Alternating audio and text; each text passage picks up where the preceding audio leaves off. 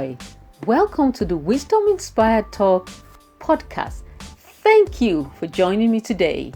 I am Yomi Akipelu, your wisdom coach, speaker, teacher, and author of Blow the Cap Off Your Capability and other books.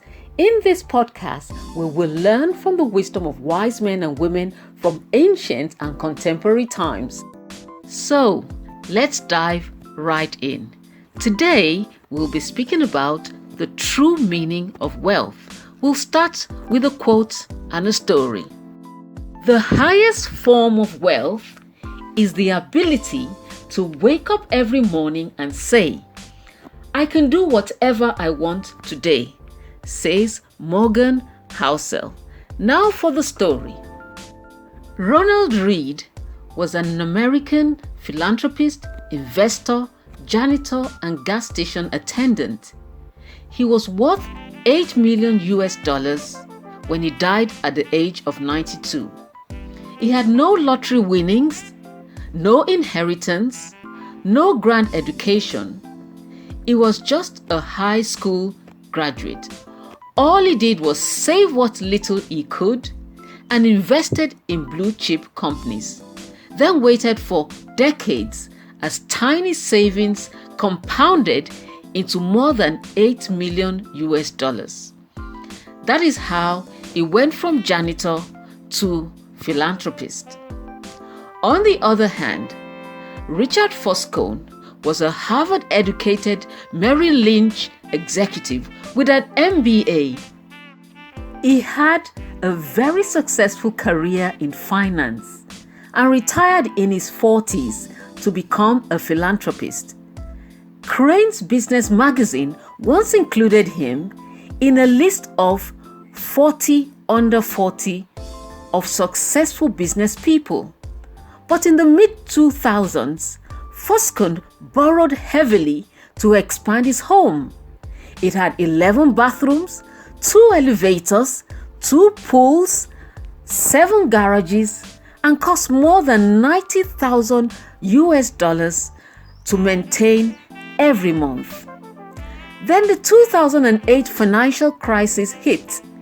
The high debt and assets which he couldn't liquidate quickly left him bankrupt and his houses were repossessed. Richard Foscone was greedy while Ronald Read was patient. And that is all it took to eclipse the massive advantage of education and experience between the two men. The story of these two men demonstrates that wealth or financial success is not a hard science. It's a soft skill where how you behave is more important than what you know. Morgan Housel, from whom I've gleaned a lot of wisdom on what it means to be truly wealthy, calls this soft skill the psychology of money. Soft skills are more important than the technical side of money. These soft skills are greatly underappreciated, but they are the skills that can make you or break you on your journey to becoming wealthy. Bill Gates said, "Success is a lousy teacher. It seduces smart people into thinking that they cannot lose." And that is what happened to Richard Foscone. So, let us talk about what it really means to be wealthy. Wealth is income not spent. Wealth is the ability to do what you want, when you want, with whom you want, for as long as you want. And this is priceless. It is the highest dividend money pays. When you can do this, you are really wealthy. Money's greatest intrinsic value is its ability to give you control over your time. Wealth is what you do not see. Wealth is the nice car you did not buy, the diamonds you did not purchase, the watches, the clothes forgone, and the first-class upgrade declined.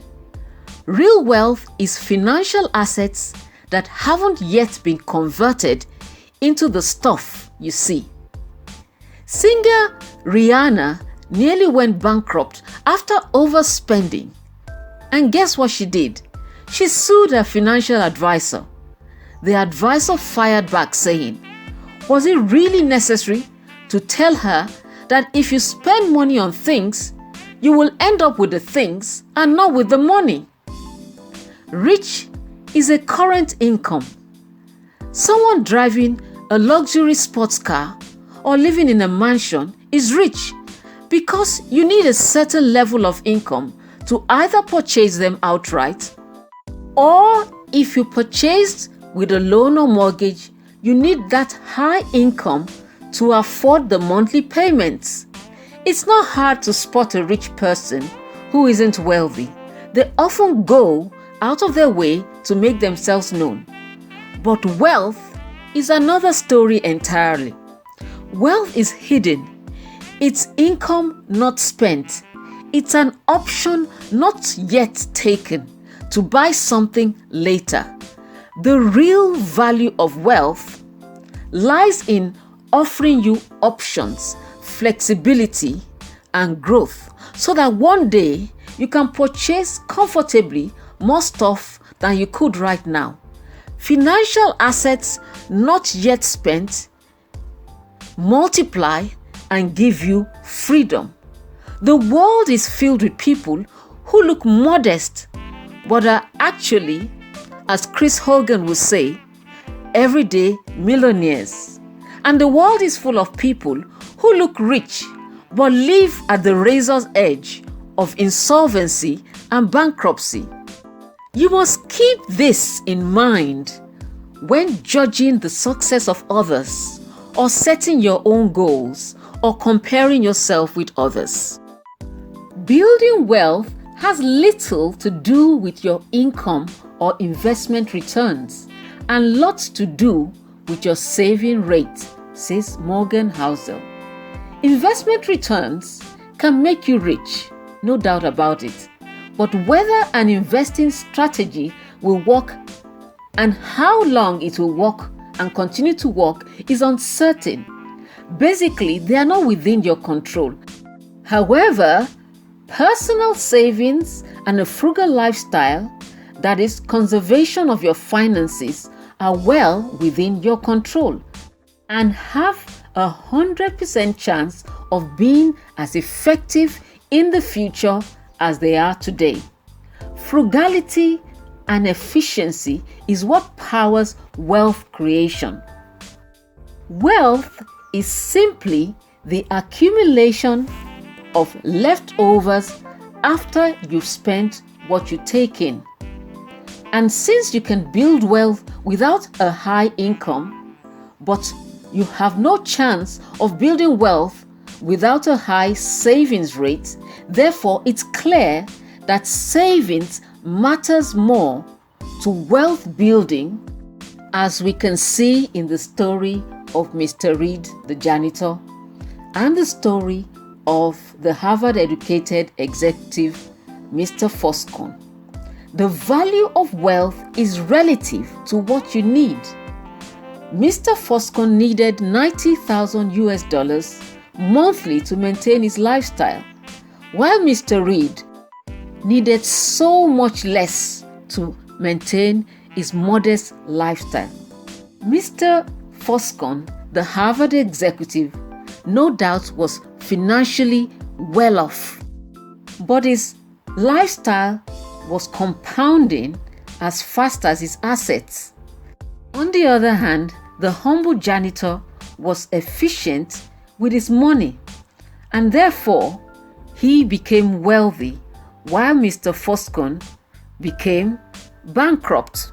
His high returns and income did not result in wealth because he was not efficient in the use of his money. Now here is the bottom line.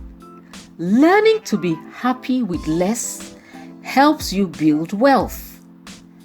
You are satisfied with what you have, and you don't have to keep on spending on the things you want. Making more money is one side of the financial equation. But keeping that money, living frugally and efficiently, is the other side of the same coin. One of the most powerful ways to increase your savings isn't to raise your income, but to reduce your ego or raise your humility. Your savings is a gap between your ego and your income. That's why many people with reasonably high income save so little, because they are always wanting more.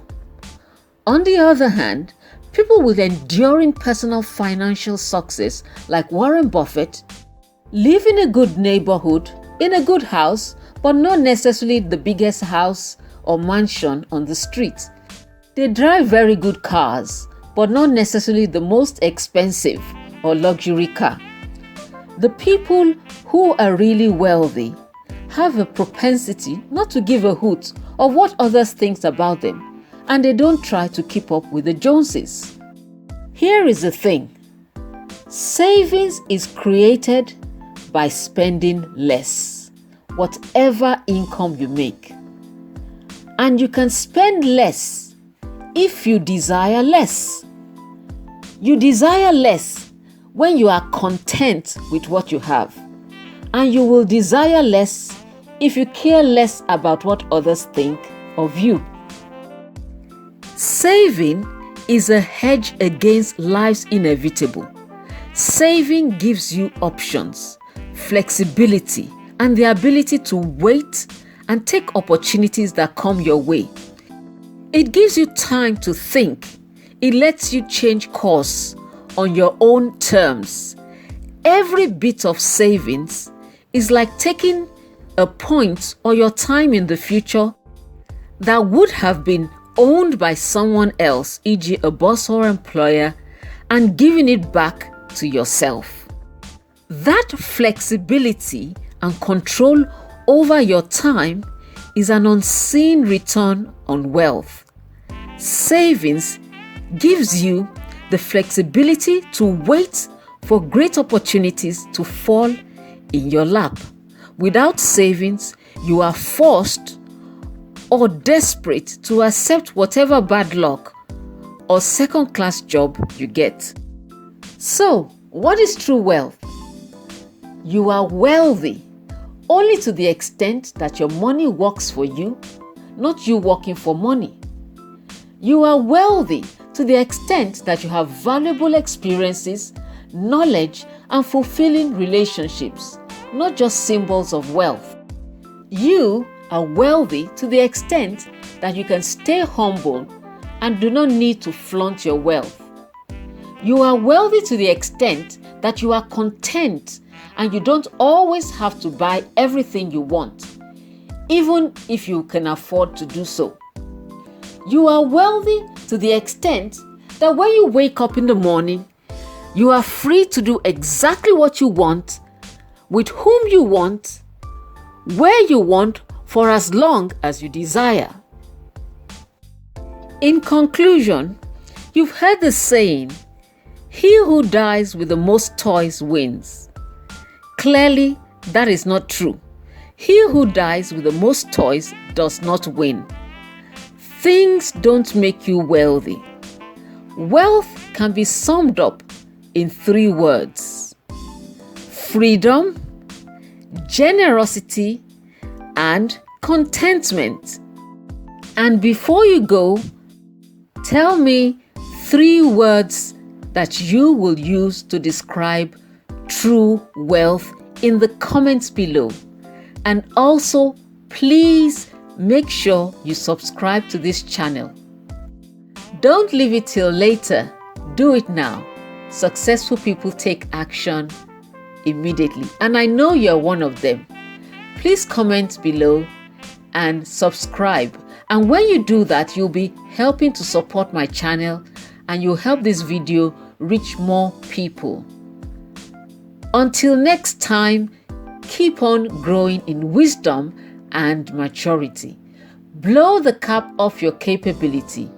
Be unstoppable, be awesome, I'm cheering you on.